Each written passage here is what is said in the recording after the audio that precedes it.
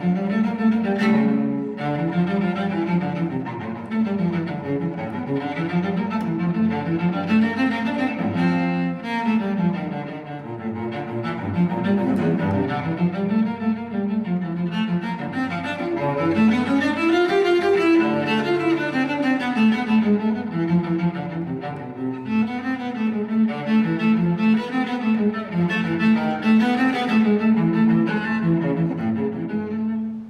we are in November 1920, Bloody Sunday, episode number 10 in Ernie's journey. Ernie has returned to Dublin. He had been a roving organizer in Tipperary and is now back on the headquarters staff with Michael Collins. And on Saturday, November 19, Collins says to Ernie, "Watch out for tomorrow." Ernie has no idea what's happened, no other clue. Michael Collins is taciturn. Obviously, it's a communication. And what is Collins doing and what is up? Well, Collins is the director of intelligence for the IRA. And in that role, he is conscious of what is happening in the intelligence of the British administration. And one of the reactions to the growth of nationalism in Ireland has been, and the success of that nationalism is where the sources of information feeding into British intelligence have been diminished. The RIC are no longer operative in the way that they told their information. And so new agents were brought in to significantly beef up the British administration's intelligence office. And Michael Collins' role was to find out what they're up to, who they are, and what they are learning. So he develops his own group as well as a squad. The squad, or the 12 apostles as they're called, are the people who would effect whatever action that they want to get taken. Collins' administration included getting secretaries in Dublin Castle and other places to feed information to him. So in fact, he had information readily available to him, perhaps even before the recipients of that information.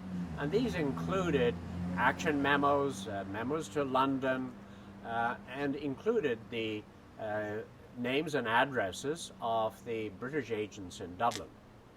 So one of the plans that he thought up was trying to eliminate those sources of information that were spying on the IRA and other civilians, including the Irish government.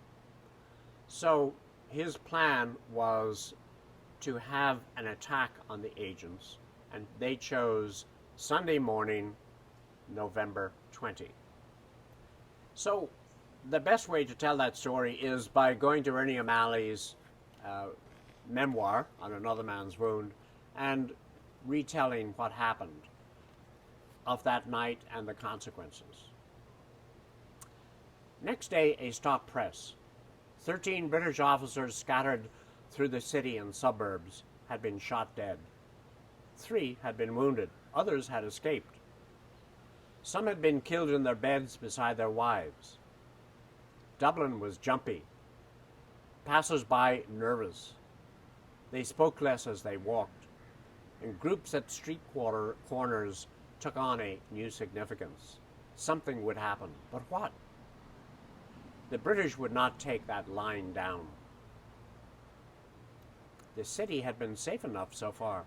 Its people had not experienced the desolate remoteness of the country during the raids of threatening soldiers, drunken tans, and fiery, arrogant auxiliaries.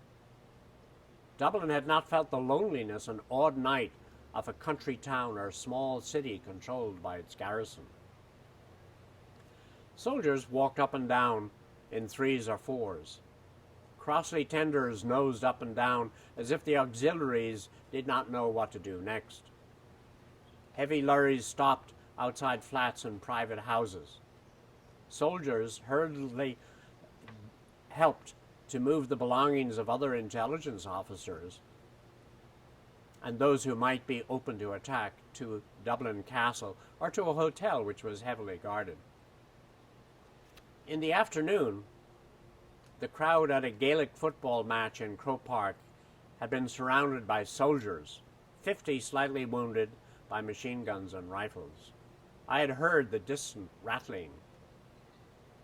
Steel-plated lancias and armored cars with swinging turrets dashed through the streets. They curved in towards the footpath. People scurried. The troops had blood in their eyes. Streets were suddenly held up by soldiers and men in plain clothes at the top of Dawson Street.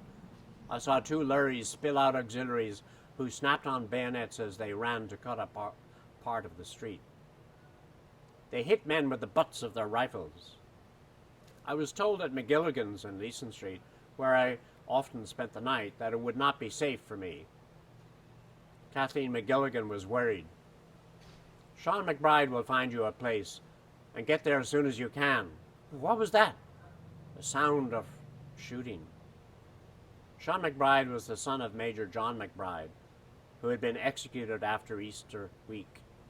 We voiced our fears as we walked. And so, though Ernie is not a participant, he's an observer of what is happening. And a little bit like in 1916 in his role there, he observes the reactions of the people. And they really are quite common, so that the horror of the execution in 1916 is paralleled by the horror of people's reaction to the Croke Park massacre. It has a tremendous impact, and one of the most psychologically significant impacts in the War of Independence. So, what is happening now on the British side to respond, so to speak, to this? They have seen that their sense of order in Ireland, both in a political sense and in a military sense, is losing ground. They have found that they had an initial concept which was home rule. And in the home rule, they were going to give Ireland a home rule in Dublin.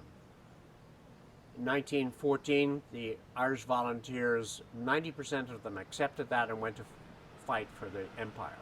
1916 then occurred, and 1918 with the Irish Parliament. So suddenly, the Britain had to create a whole new strategy.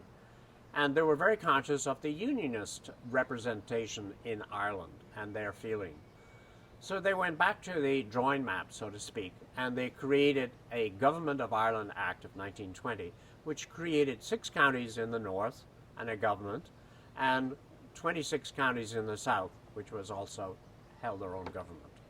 So that was their solution, and they set a deadline of June 1921 to open those parliaments. And that story will spill out in the months ahead.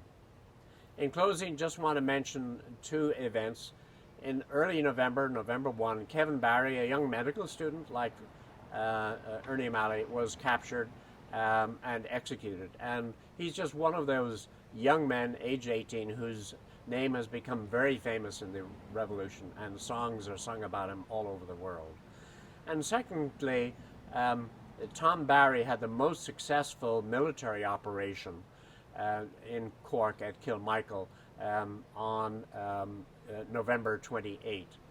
That was the most successful in terms of killing 17 soldiers and wounding 1 of the entire War of Independence. So next month we are on to Ernie's capture and torture.